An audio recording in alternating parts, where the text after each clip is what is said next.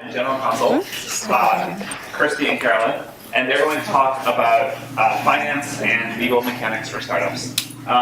This is certainly not the most exciting of the classes, sorry, but if you get this right, this is probably the class that gets the most to me. So thank you very much for coming, and yeah, go ahead. Okay, so like Sam said, this lecture is about the mechanics of startup. And Kirsty and I are going to be talking about some of the basic legal and accounting issues that your startup may face in the very beginning. I was watching Paul Graham's video, and at one point he says, founders don't need to know the mechanics of starting a startup. And I thought, oh no, that's exactly what Sam titled this lecture. But what PG actually says is that founders don't need to know the mechanics in detail because it's very dangerous for founders to get bogged down in the details, and that's exactly right. And Kirsty and I can't give you the details in 45 minutes anyway. So our goal here today is to make sure that you do know better than to form your startup as a Florida LLC. So, as Sam mentioned, we were also worrying that it's going to be pretty boring for you to listen to an accountant and a lawyer talking about this. You know, you've had some really amazing founders talking about really interesting things, but like Sam said, you know, this is the kind of stuff that if you know the basics, you can get yourself set up in the right way, avoid pain, stop worrying about it, and then concentrate on what you actually want to do, which is make your company a success. And so, you know, we refer to this term startup all the time, and probably in the back of your head, you kind of know that by startup, we mean there has to be some legal entity, and that's, you know, some kind of separate legal entity. We'll talk a little bit more about how we actually set that up and what that means to you. And you also probably know that a startup will have assets, IP, inventions, other things, and that the company needs to protect those. So we'll talk a little bit more about that, about how to raise money, hiring employees, and entering into contracts. So there's a few other things that you need to talk about whilst you're setting up your company, which kind of ferrets out a few issues amongst founders. Things like who's going to be in charge and how much equity is everybody going to own. So those are really good things to talk about too. Oh, we've lost our slides. There we go. Okay, this is us. Kirsty has the calculator. I have like the geriatric glasses, which is actually pretty fair. Okay, so the first thing we're going to talk about is formation. Kirsty actually just mentioned that. Your startup is going to be a separate legal entity, and you guys probably already know this, but the primary purpose for forming a separate legal entity is to protect yourselves from personal liability. And what that means is if your company ever gets sued, you know, it's not your money in your bank account that the person can take. It's the corporation. So that's why you form one. So then the question is, where do you form one? And theoretically, you have 50 choices, but the easiest place is Delaware, and I'm sure you're all familiar with that as well. But Delaware is in the business of forming corporations. The law there is very clear and very settled. It's the standard. The other thing is that investors are very comfortable with Delaware. They already invest in companies that are Delaware corporations. Most of their investments are probably Delaware corporations. So if you are also a Delaware corporation, then everything just becomes much more simple, right? There's less diligence for the investor to do. You don't have to have a conversation about whether or not to reincorporate your Washington company into Delaware. So there's a reason that so many companies do it. It's standard, it's familiar. So I'll tell you a story. We had a company at YC about 2 years ago that was originally formed as an LLC in a state that I'll say Connecticut. The founders had some lawyer friends there who said this is the right way to do it. And when they came to YC, we said, you guys need to convert to Delaware. So the lawyers in Connecticut did the conversion paperwork, and unfortunately they didn't do it right. They made a very simple mistake, but it was a very crucial mistake. The company was recently raising money, like a lot of money, and this mistake was uncovered. Basically the mistake was this company thought it was a Delaware corporation for a couple years, but in fact it was still a Connecticut LLC. And I'll just say this, 4 different law firms were needed to figure that one out. 2 in Delaware, 1 in Connecticut, 1 here in the Silicon Valley, and the bill right now is at $500,000 for a conversion mistake. So what's the takeaway here? Pretty simple. Keep it really simple and familiar for yourself. The reason we incorporate all companies the same way at Y Combinator is because it's easy. So don't get fancy, just save yourself some time and money. Okay, so once you've decided that you're going to be a Delaware corporation, how do you actually set that up? And it requires a few different steps, but the first one is actually really easy. You literally just fax 2 pieces of paper into Delaware saying, we're going to set up a corporation. All that does, though, is create a shell of a company. It doesn't actually do anything within the company. So after that, you then need to complete a set of documents that, among other things, approve the bylaws of the company. It creates a board of directors. It creates officers of the company. Delaware requires that somebody has the title of CEO, president, and of secretary. So also at this point, you need to complete documents that assign any inventions or any code or anything that you as an individual create so that the company actually owns that. And remember, at this point, it's a really good thing to think about. You as founders have to think about things in 2 different ways. You always have to be thinking, am I doing this as an individual, as me, or am I doing this on behalf of the company, which is a separate entity? So you have to maintain that split in your mind going through all of this. And we'll talk more about where that comes in a little bit later. So there are services that can help you get incorporated. Of course, you can use a law firm, but there are also other online services that help. And the one that we often use with a lot of the YC companies is called Clerky, clerky.com. And they are set up so that all the standard basic documents are used, and they get you set up in a very vanilla way so that you can just move on and keep focusing on what you need to do. So a note on paperwork. You're creating documents. These are really important documents that are going to be setting what the company does and what the company is. So it's really, really important that you actually keep these signed documents in a safe place. And it sounds so basic, but we get so many founders coming to us saying, oh, I don't know, these some documents, and they have no idea what they are or where they are. So really, really make sure that you keep them in a safe place. And let's be honest, this is not the glamorous part of running a startup, you know, filing documents. But actually, at the times where this is crucial are going to be at really high stress times in the startup's life. It's likely to be if the company's raising a big Series A round, or if the company is being acquired. The company will have to go through due diligence, and there will be lawyers asking for all this stuff. And if you don't have it and you don't know where it is, it's just making a really stressful situation even more stressful. So really the key thing here is, like we say, keep it simple, but keep those documents in a safe place and keep it organized. It'll make your life so much easier. Okay, so now we're going to talk about equity, and we're going to touch on a couple different things in this section. The first thing that we're going to talk about is equity allocation. So what am I talking about here? I'm talking about if your company's stock is a pie, you're talking about how to divide the pie. And you're talking about this with your co-founders. Why is this important? Well, if you're a solo founder, this really isn't important. But if you are a team of 2 or more, then this issue is absolutely critical. So the first thing that you need to know is that execution has greater value than the idea. What do I mean by that?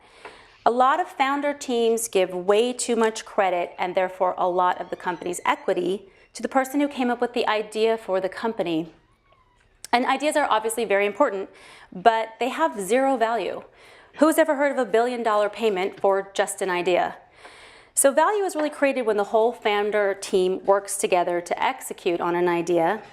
And so you need to resist the urge to give a disproportionate amount of stock to the founder who is credited with coming up for the idea for the company. The next thing you want to think about is, okay, so how much stock, or should the stock be allocated equally among the founders? And from our perspective, the simple answer is probably yes. Our mantra at Y Combinator is that stock allocation doesn't have to be exactly equal, but if it's very disproportionate, that's a huge red flag for us. We wonder what conversation is not happening among the founder team when the ownership isn't equal. For example, is one founder secretly thinking that this whole startup thing is temporary? Is one founder overinflating the work that he or she has already done on the company, or overinflating his or her education or prior experience? Do the founders really trust each other, and have they been honest with each other about their expectations for this startup and for the future? So when ownership is disproportionate, what we worry about is that the founders are not in sync with one another. Thirdly, it's really important to look forward in the startup, not backwards. And said another way, all the founders in it 100%, are they all in it for the long haul? If the expectation at your startup is that each founder is in it 100% and you're all in it for the long haul, then everything that happened before the formation of the company shouldn't matter. It doesn't matter who thought of the idea, it doesn't matter who did the coding or who built the prototype or which one has an MBA. It will feel better to the whole team if the allocation is equal, because the whole team is necessary for execution. So here's the takeaway on this point. In the top YC companies, which we call those, with the highest valuations, there are 0 instances where the founders have had significantly disproportionate equity split. All right, so you've had the conversation about how to split the equity, but then what? Again, we talked to many founders who are actually surprised that they have to do something in order to own this stock. They think that talking about it is actually enough. And this, again, it's another situation where you have to think about you as an individual versus you as a representative of the company. And if you equate this to a large company, if you worked at Google and you were told as part of your compensation package that you would be receiving some shares, you would expect to sign something to get those shares. And if you didn't, you'd be thinking, oh, what's going on here? Well, it's the same thing with a small company as well. So in this case, the documents that you're signing is a stock purchase agreement. So you as an individual buy the shares from the company. And in any situation, if you're buying something, there's a two-way transaction where you pay for something and you get something in return. And in this case, you're getting shares in return for either a cash payment or for contributing IP or inventions or code to the company so that the company actually owns everything that you've done in the past. So we also refer to that stock being restricted because it vests over time. And we're going to cover that next in more detail. But as a result of the stock being restricted and vesting, there's one very, very crucial piece of paper that we talk about until we're blue in the face to everybody, because there's actually no way to go back and fix this. And this is actually one of the things that, because there's no way to fix this. This has blown up deals in the past. We've seen companies where, because they haven't filed what's called an 83B election, deals have blown up. And I'm not going to go into detail about what that 83B election is actually about, but just leave it as it affects your individual taxes and it affects the company's taxes. And so it can have a big impact. So, here we have the main things here are: sign the paperwork, sign the stock purchase agreement, sign the 83B election, and make sure that you actually have proof that you've sent that in, because if you don't have the proof, it just goes into a black hole at the IRS, and investors and acquirers will walk away from a deal if you can't prove that. Okay, so the next thing we're going to talk about is vesting, and I imagine that many of you are familiar with what vesting is. But just in case, really simply, vesting means that you get full ownership of your stock over a specific period of time. So we're talking about the stock that Kirsty just said. You bought your stock of your company, and you own it, and you get to vote it. But if you leave before this vesting period is over, then the company can get some of those unvested shares back. So, and I'm just so you guys know, the other ways to refer to vesting, you'll hear restricted stock. That means that stock that's subject to vesting. The IRS speak for this is shares that are subject to forfeiture. So there's a little terminology there. Okay, so what should a typical vesting period be? In Silicon Valley, the so-called standard vesting period is 4 years with a 1-year cliff. This means that after 1 year, the founder vests in or fully owns 25% of the shares. Then the remaining shares vest monthly over the next 3 years. So here's an example. Founder buys stock on Christmas Day, let's say, and then quits the company on the following Thanksgiving, so before the year is passed. In that case, the founder leaves with 0 shares, right? Cliff period hasn't been met. If the founder, though, quits the day after the next Christmas, so a year and a day later, he or she is vested in exactly 25% of the shares, right? In that case, the 1-year cliff has been met. So what happens to the shares when a founder stops working at the company? Company can repurchase those shares. In the example I just gave where the founder quit a year and a day after purchasing the shares, 75% of those shares are still invested, and the company will repurchase that full 75% of those shares from the founder. How? Just writes the founder a check. That's how the founder bought it, right? So it's the same price per share that the founder paid, and it's really just giving the founder his or her money back.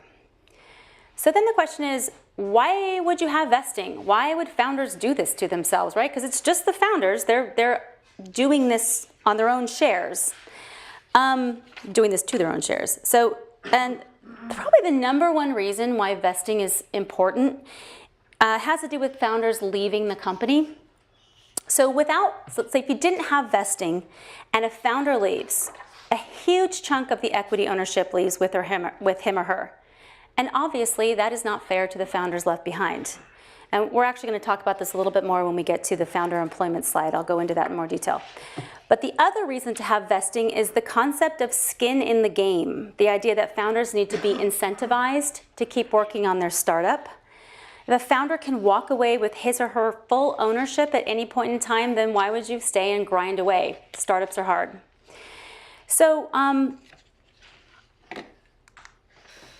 do single founders need vesting? They do, and the reason is because the skin in the game concept applies to solo founders as well. And investors really want to see all founders, even solo founders, incentivized to stay at the company for a long time. And the other reason that single founders should put vesting on their shares is to set an example for employees, because you can imagine it would be inappropriate for a founder to tell an employee that he or she has to have 4-year vesting on his or her shares, but the founder doesn't think that he or she needs any on their own shares. It's really a culture point. A founder who has vesting on his or her shares then sets the tone for the company, saying, we're all in it for the long haul, we all have vesting on our shares, we're doing this together. So what are the takeaways from here? I would say vesting aligns incentives among the founders if they all have to stick it out and grow the company before any of them get any of that company. And then number 2, investors don't want to put money in a company where the founders can quit whenever they feel like it and still have a big equity ownership stake in that company. Okay, so moving on, we've now got a beautifully formed corporation in Delaware. Everybody's got their stock. It's all the plain vanilla standard paperwork. So then what? Probably the next stage of a company's life is needing to raise some money.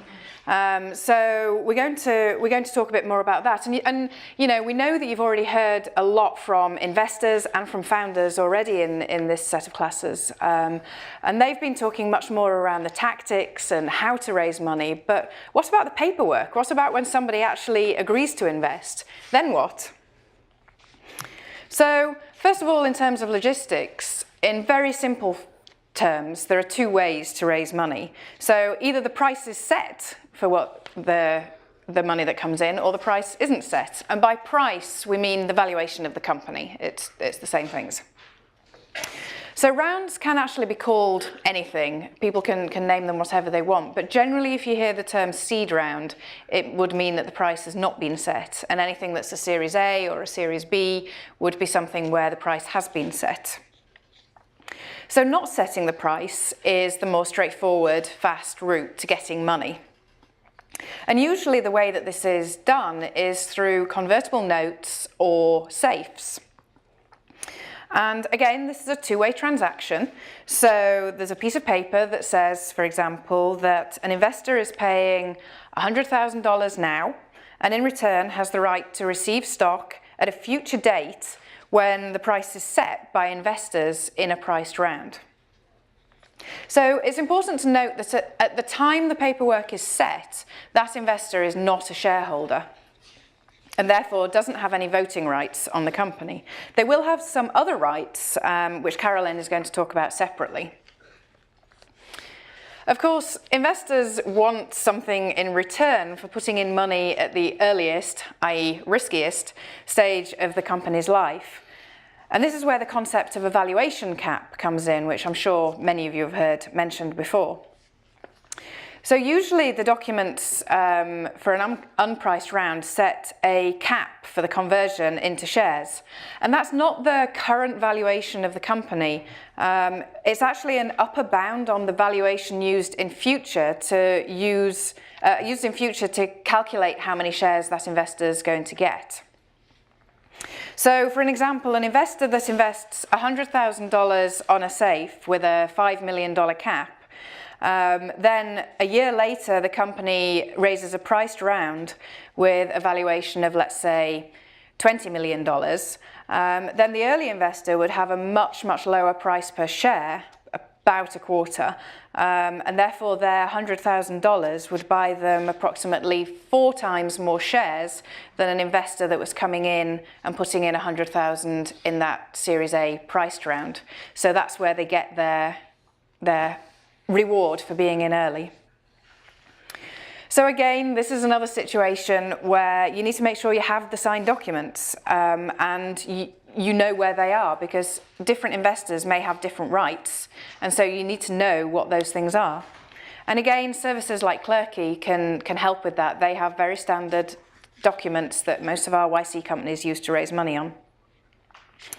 A couple of other things to think about when you are raising money. Hopefully you've got a really hot company that's doing great and it's really easy to raise money, but you should be aware that all these people throwing money at you does have some downsides. So the first thing is to understand your future dilution. So if you raise, let's say, $2 million on safes with a valuation cap of $6 million, then when those safes convert into equity, those early investors are going to own about 25% of the company. And that's going to be in addition to the investors that are coming in at that priced round who may want to own 20% of the company. So you've already at that point given away 45% of the company. So is this really what you want? And, you know, the answer might be yes.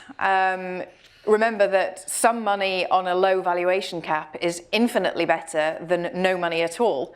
And if those are the terms that you can get, then take that money. But it's just something to be aware of and to follow through the whole process so that you can see where this is going to lead you down the road. The other thing to bear in mind is that the investors should be sophisticated. And by that we mean that they have enough money to be able to invest, and that they understand that investing in startups is a risky business. You know, we see so many companies coming into us that say, oh yeah, my uncle put money in, or my neighbour put money in, and they've put in $5,000 or $10,000 each. And often those are the investors that cause the most problems going forward, because they don't understand how this is a long-term game. And so, you know, they get to the point where they're sitting thinking, I could actually do with that money back because I need a new kitchen. Or, you know, this startup investing is not actually as exciting as all the TV shows and movies made it out to be. So, and those cause problems to the company, you know, if they're asking for their money back. So just be aware that you should really be getting money from people who are sophisticated and know what they're doing. And the term that you'll hear that refers to these people are that they are accredited investors.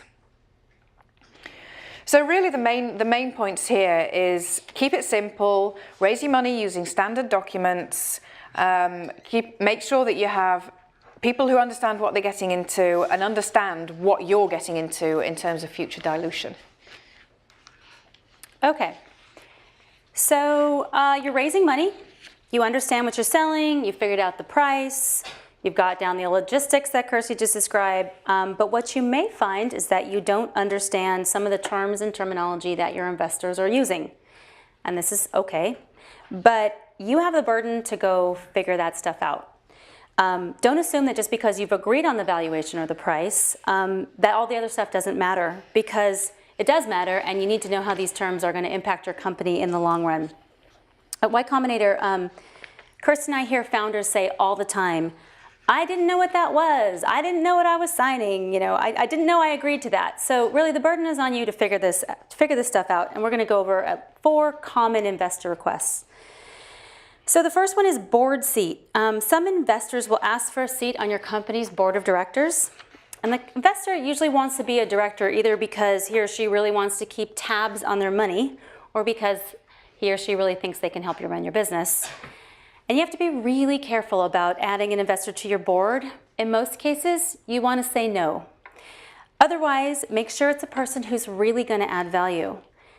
Having money is very valuable, but someone who really helps with strategy and direction is priceless. So choose wisely. The other thing is advisors. There are so many people who want to give advice to startups and so few people who actually give good advice.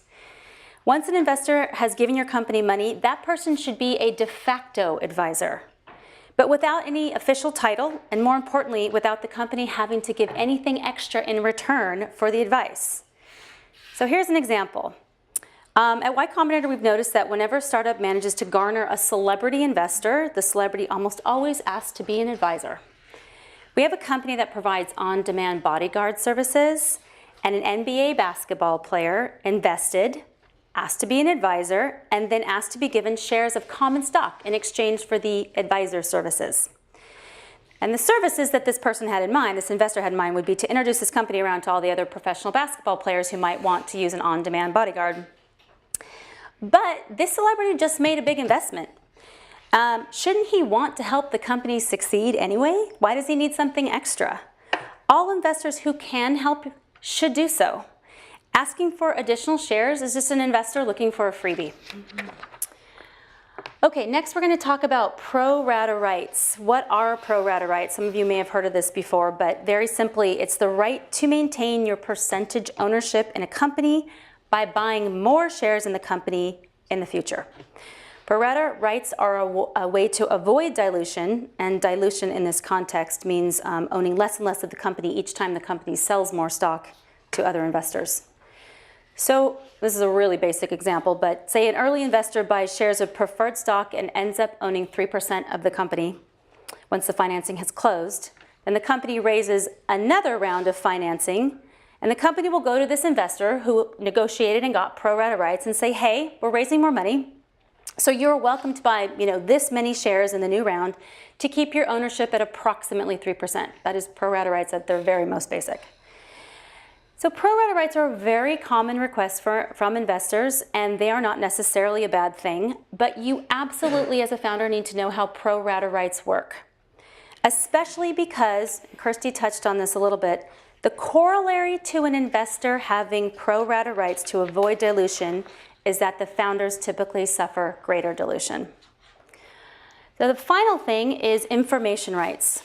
Investors almost always want contractual information rights to get certain information about your company.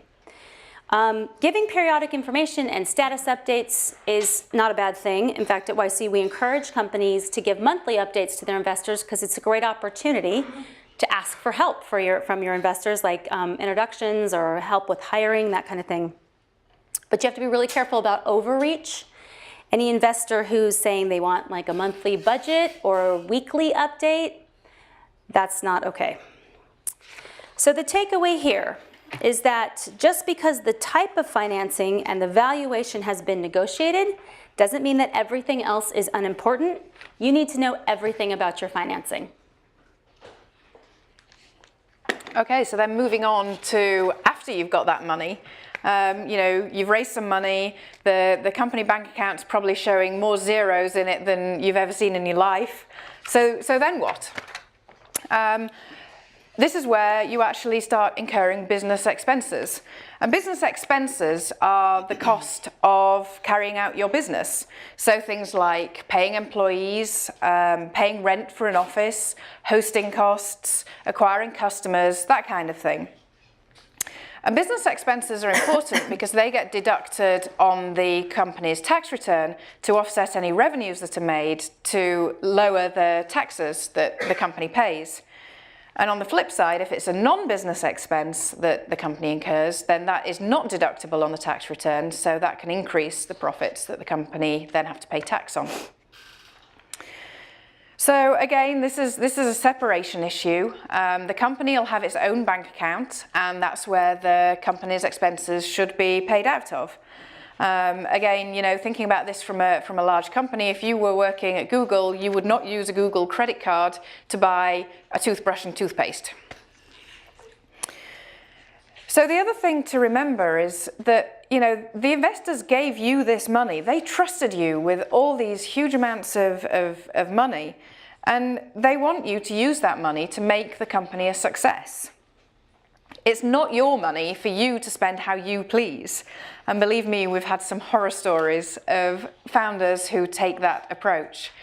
We had one founder that we knew of who took investor money and went off to Vegas.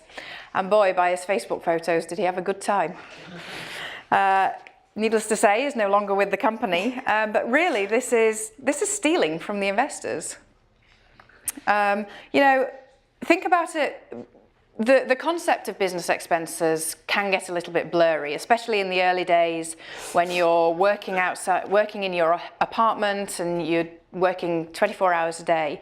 But the way to think about it is, if an investor asked me what I'd spent their money on, and I had to give a line-by-line breakdown of that, would I be embarrassed about telling them what any of those lines were? And if you were, it's probably not a business expense. So the other thing to bear in mind is that, you know, you're busy running your company at 90 miles an hour, just constant. So you don't have to necessarily think about the bookkeeping and accounting at that point, but it's really crucial that you do keep the receipts so that when you do engage a bookkeeper or a CPA to prepare your tax returns, they can unpick all of this and they can figure out what are business expenses and what aren't business expenses.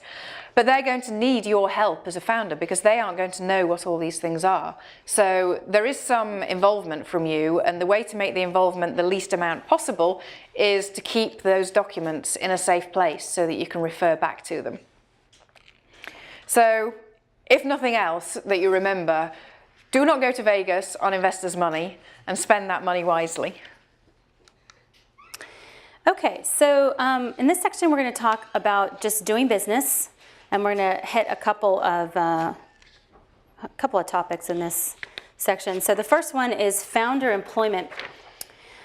Why are we talking about founder employment? Because, as we said a couple times already, the company is a separate legal entity. It exists completely separate and apart from you as founders. And so no matter how prestigious we in the Valley think the title founder is, you're really just a company employee. And founders have to be paid. Working for free is against the law, and founders should not let their company take on this liability. You wouldn't work for free anywhere else, so why is your startup an exception? And companies have to pay payroll taxes. We had a YC company that completely blew off their payroll taxes for 3 years. It was a huge, expensive disaster, and in extreme cases, people can actually go to jail for that. Fortunately, not in this case, but it's bad. So the moral of this story is, set up a payroll service. This is something that is worth spending your money on. But, and I actually think, I'm sure some of the other lecturers have touched on this point, and actually Kirsty just mentioned it too. Don't go overboard on lavish salaries. Minimum wage. This is still a startup, and you have to run lean. So now I'm going to mention founder breakups. And first, well, what is a founder breakup? In this context, I'm talking about one founder on the team being asked to leave the company, which, because I've just said founders are employees, that means your co-founders are firing you. So why are we talking about breakups in the context of founder compensation? And it's because at YC we have seen a ton of founder breakups, and we know that the breakups get extra ugly when the founders haven't paid themselves. Why? How does it get ugly? Unpaid wages become leverage for the fired founder to get something he or she wants from the company, and typically that is vesting acceleration. So the fired founder says, hey, my lawyer says you broke the law by not paying me. But if you pay me and you give me some shares that I'm actually not really entitled to, I'll sign a release and make all this ugliness go away. And if you're the remaining co-founders, you're probably like, sounds like a good deal. And so now you have a disgruntled person who owns a piece of your company, and even worse, in a sense, the remaining founders are kind of working for that ex-founder, right? Because they're building all the value in the company, and the ex-founder who got fired is just sitting there with their shares going, that's right, make it valuable. So what's the takeaway here? Avoid problems by paying yourself, paying your payroll taxes, and thinking of your co-founders' wages like a marital prenup. And as well as the founders, you are going to need to hire employees. And again, a lot's been spoken in previous classes here about how to find those people, what makes a good fit, how to make them really productive employees. But when you actually find somebody, how do you hire them? You know, what's involved? And employment is governed by a huge raft of laws, and therefore it's important to get this right. It's, again, the kind of nitty-gritty stuff that as long as you know the basics, you can probably keep yourself out of most situations, but as soon as things get complicated, you need to get yourself involved with a specialist. So the first thing you need to do is figure out if the employee, or if the person is really an employee or a contractor. And there are subtle differences to this classification. And this is important to get right because the IRS takes a big interest in this. And if they think you've got it wrong, they will come after you with fines. Both an employee and a contractor will sign documents that assign any IP that they create to the company, and that's obviously really important. But the form of the document is very different for each type of person, and the method of payment's very different. So generally, a contractor will be able to set their own work hours, they'll be able to set their own location, they will be given a project where there is an end result, but how they actually get to that and the means they use will not be set. They'll be using their own equipment, and they'll not really have any say in the day-to-day running of the company or their strategy going forward. And a contractor will sign a consulting agreement. And then when the company pays them, the company doesn't withhold any taxes on their behalf. That's on the responsibility of the individual. But at the end of the year, the company will provide what's called a Form 1099 to the individual and also a copy to the IRS, which they'll use to prepare their personal tax returns. The opposite side of this is an employee. And an employee will also sign some form of IP assignment agreement. But when the company pays them, the company will withhold taxes from their salary. And then the company is responsible for paying those taxes over to the relevant state and federal authorities. And at the end of the year, the employee receives a W-2 form, which will then get used to prepare their personal tax returns. So, as Carolyn has said, that founders need to be paid, so do employees. It isn't enough to just say, well, I'm paying them in stock, so that can be their compensation. And they need to be paid at least minimum wage. So, in San Francisco, which actually has a slightly higher minimum wage than California as a whole, that works out about $2,000 a month. So, you know, it's not a huge amount, but it can add up. There's also another couple of things that you need to make sure that you have if you have employees. So the first thing is that you're required to have workers' compensation insurance. And especially if you're in New York, where the New York authorities that look after this will send really threatening letters saying you owe $50,000 in fine because your one employee that's being paid minimum wage has not paid the $20 a month of workers' compensation fees. So it is really important that you do set that up. And the other thing that's very important is that you do need to see proof that the employee is authorized to work in the US. You know, founders are not payroll experts, and nobody expects you to be one either. This is all just about the basics. But what that does mean is that you absolutely must use a payroll service provider who will be able to look after this for you. And services like Zen Payroll are again set up, they're focused on startups, and they help you get this set up in the easiest way possible so that again you can go back and concentrate on what you do best. And in the example that Carolyn gave just a few minutes ago, if that company had actually set themselves up with a payroll service provider, all of that heartache would have gone away because it would all have just been looked after for them. They were trying to save money by not doing it, and look where it got them. So that's really the key thing. Use a payroll service provider and make sure that you understand the basics of employment. We're running short on time. Yeah. Okay, so I can breeze through really fast firing employees slide, and then should we cut it off now for questions? What? Why don't we do firing real fast? Okay, so somebody at YC once said, you're not a real founder until you've had to fire somebody. Why is that? Because firing people is really hard. It's hard for a lot of reasons, including because founders tend to hire their friends, they tend to hire former coworkers, or they just get really close to their employees because working at a startup is really intense. But in every company, there's going to be an employee who doesn't work out, and firing this employee makes a founder a real professional because he or she has to do what is right for the company instead of what is easy. So I have some best practices for how to fire someone. Number one, fire quickly. Don't let a bad employee linger. It's so easy to put off a difficult conversation, but there is only downside to procrastination. If a toxic employee stays around too long, good employees may quit. And if the employee is actually screwing up the job, you may lose business or users. Number two, communicate effectively. Don't rationalize, don't make excuses, don't equivocate about why you're firing the employee. Make clear, direct statements. Don't apologize. Example, we're letting you go.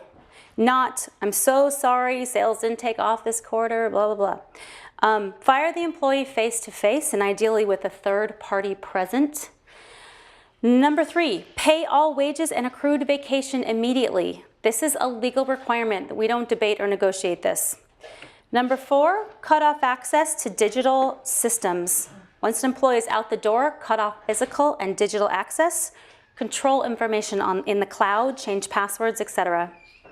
We had a situation at YC where one founder had access to the company's GitHub account and held the password hostage when his co-founders tried to fire him. And number five, if the terminated employee has any unvested shares, the company should repurchase them right away. So the takeaway here is that as surprising as this may sound, one of the hallmarks of a really effective startup founder is how well he or she handles employee terminations. Okay, so then we had this section that we called legitimacy, which actually goes into a little bit more about how to be a real company, how to be sort of a grown-up company, and we can totally jettison. Is this the last slide? No. That could be the last slide. We have our That could be takeaways. the last slide. Okay. So, Kirsty, you want to read the takeaways? Okay, so we've pretty much covered all of these anyway. But the basic tenet to all of this is keep it simple, do all the standard stuff, and keep it organised. Make sure you know what you're doing. Equity ownership is really important, so make sure that you're thinking about the future rather than the 3 months of the history of the company. And stock doesn't buy itself, so again, make sure you do the paperwork for that. Make sure that you actually know about the financing documents that you're signing up to. It's not enough to just say, yeah, I'll take your 100K. Make sure you actually know those rights. And you need to get paid. You and the employees need to be paid. And then everybody needs to assign IP to the company, because if the company does not own that IP, there is no value in the company. If an employee must be fired, then as Carolyn was saying, do it quickly and professionally. The couple of things that we didn't mention was knowing your key metrics at any time. You should know the cash position, you should know your burn rate, you should know when that cash is going to run out, so that you can talk to your investors about that. And, a lot of running a company is following the rules and taking it seriously. It's not all the glamorous bits that we see in all the movies and TV shows, so you do have to take that seriously. Okay, so it was shorter when we did it the first time. Sorry about that. Sorry. You can get like 2 questions in. Sure. Yeah. How do you advise searching for an accountant, and when in the process do you need them? So there's two. So the question was, how do you advise searching for an accountant, and when do you, at what point do you do this? So there's two different things. There's a bookkeeper and there's a CPA, an accountant. And generally bookkeepers will be the ones who can categorize all your expenses, and CPAs are the ones that will prepare your tax returns. In the very, very early days, it's probably fine for the founders to just be able to see the bank statements and to be able to see those expenses coming out. But tax returns have to be prepared annually. And so at some point in that first year of the company's life, some service is going to need to be engaged to do that, because it's just not worth the founder's time to do it. There are services available like Indeniro, which kind of try to make things as effortless as possible from the founder's point of view. So that kind of thing is quite useful. But you do need to get a CPA at some point, because you need to file your annual tax returns for the company. And how do you find one? Finding one is kind of tough. Probably the best thing is recommendations from people. With any kind of specialist, a CPA or a lawyer or anything like that, it's always best to use people who are used to dealing with startups. Again, not your sort of, your aunt who lives in Minnesota and doesn't actually know how startups work. So probably recommendations are the best way. All things considered, what should be my budget for incorporating with a lawyer, for getting legal advice for my first seed round, and then for hiring the first employees? How much money should I set aside for that? So in terms of incorporation, don't spend a dime on that. You can do that online. Well, I'm sorry. It does cost a little bit. Yes. Incorporating online using a service like Clerky, which Kirsty mentioned, is inexpensive, like in the hundreds, not in the thousands. So you don't need a lawyer for that part. When you actually need to hire a lawyer it kind of depends on what business you are starting and how complicated it is in terms of, do you have a lot of privacy policies? Is HIPAA involved? I mean, you can imagine there's like a ton. And also then you mentioned when you're raising your seed round, well, how much money are you raising? And who are the investors? And what kind of terms are in the term sheet? Sometimes that dictates whether or not you need to get legal counsel. And again, a service like Clerky can help if you are just using very standard documents for the fundraising. There are just very basic vanilla fundraising documents, so you can use those. And again, they cost less than $100, I think, which can save you some legal fees. One more question. Do you want to pick? Should we go back over this side? I'm going to ignore Pula. Let's go up here. Do you guys have any advice or comment on the complexity that comes with working with cryptocurrencies or crypto equities in particular? Like if you're fundraising, since that's becoming more and more popular? Oh wow, that's a tough question to end with. Yes, there are some issues. Often banks will struggle to deal with companies that are working in cryptocurrencies because they haven't quite figured out how to deal with it and that sort of thing yet. Generally, a lot of it's very product specific. It's not something that kind of has real general advice, unfortunately. Okay, thank you very much. You're welcome.